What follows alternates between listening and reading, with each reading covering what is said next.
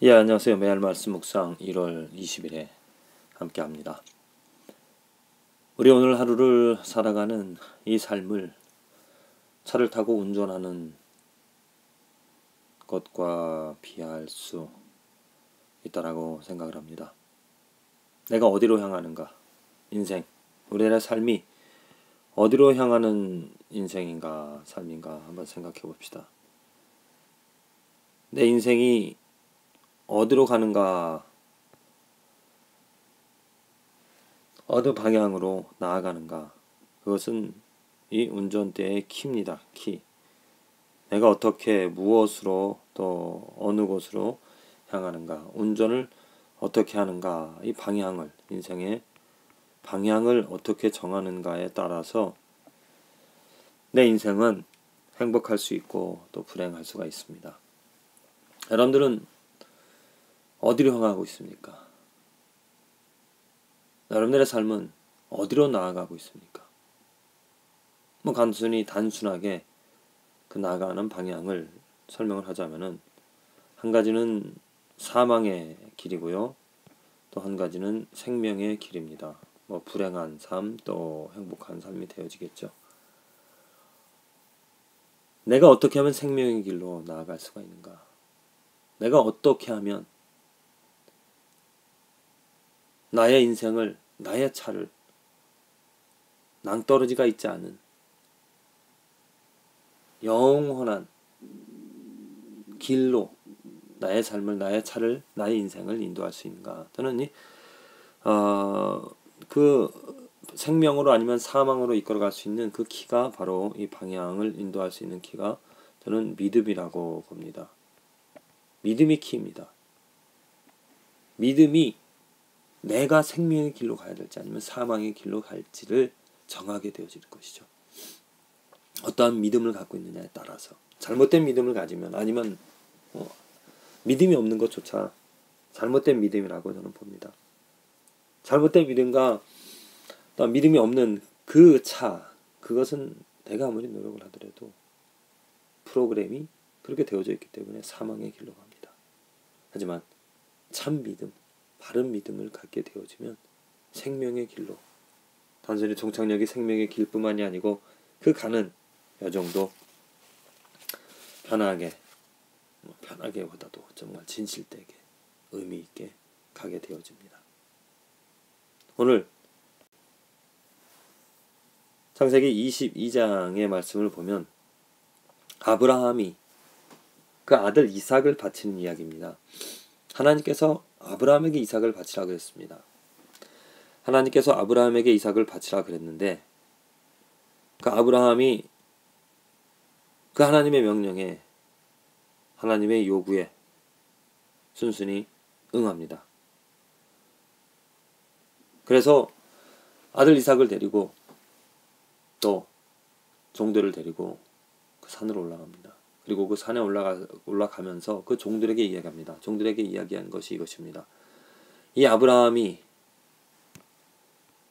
사원에게 이르되 너희는 나귀와 함께 여기서 기다리라. 내가 아이와 함께 저기 가서 경배하고 너희에게로 돌아오리라 하고. 자, 여기서 아브라함의 기가 막힌, 어찌 보면은 정말 아브라함이 축복을 받은 그런 이유가 분명히 나와져 있습니다. 아브라함이 말하는 바가 무엇입니까? 종들에게 여기서 기다리라.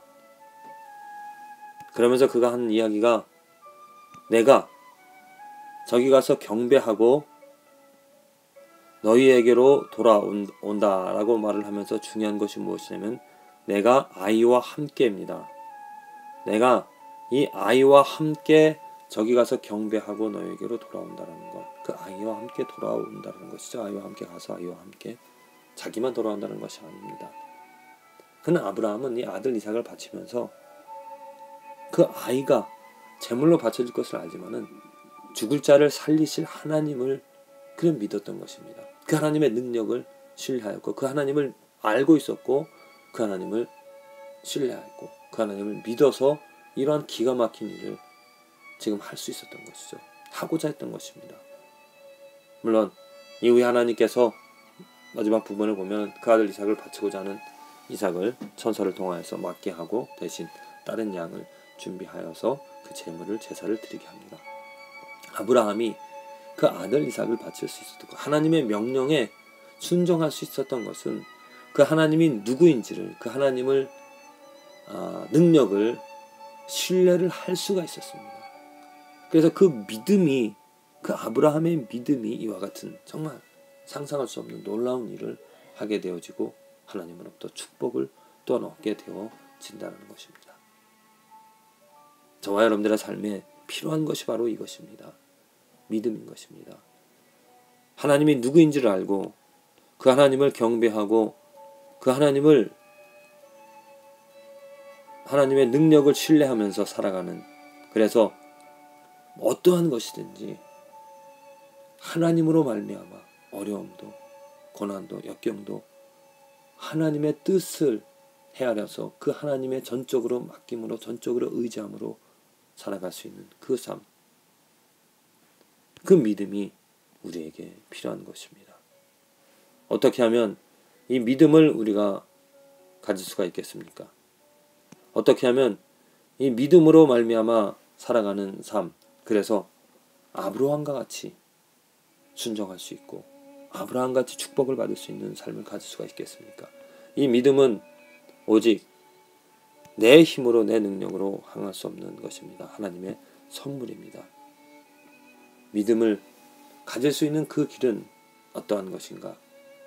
하나님의 말씀을 통하여서 우리는 믿음을 얻을 수가 있습니다. 매일매일 하나님의 말씀을 읽는, 그 하나님의 말씀이 들려지고 그 하나님의 말씀이 채워짐으로 인하여서 그 하나님을 알 수가 있게 되어집니다. 하나님이 누구인지를,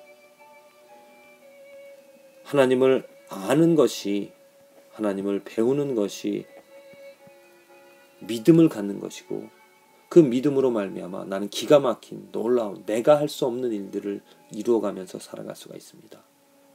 우리들과 똑같이 육신을 가지신 예수님을 생각해 보십시오.